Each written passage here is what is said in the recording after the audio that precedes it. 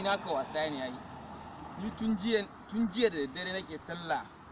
Kwana ne ina sallah ina roƙon Allah ya sa in ga Fati washe. Ni rabuwa ne in ci abinci har na manta. Kai gara ne yayi dan burawa. Wani yarinya kake wani tunani. Fati washe me da Allah. Fati washa. A ka huta mutumi na. Gashi in ji gara Buhari ta ce akwai. Zara Buhari ni duk da cewa dai Buhari son ta nake yi ba amma ba zan yi hakuri. To ya ne bari mu ci abincin. Ai wallahi ba za ka ci ba. Hakuri da tun jiya da Ji Zara Buhari. ba. To bara ga wani. Kada mu ka. Menene? Wani mana. Wallahi ba za ka ci ba. Eh hakuri mana baba. Wallahi ba za ka ci ba. Ka bani abincin nan mana dan Ba dan Allah. bayar ba. Ya ne? Eh hakuri mana dai ne mana.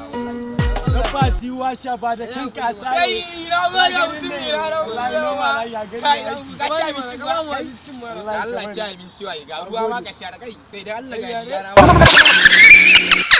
Tunda zuwa jira ka bani abinci da ka ba mu wani. Ka zo kana ba mu wani abu akan wani. Ah, ya baba. Ya ne wai. Lafiya. Sai na Fati washa. Ina Fati washa dawo. Yaron nan ka haɗu sele. Kana ga sele. Ina gode baba. Na gode.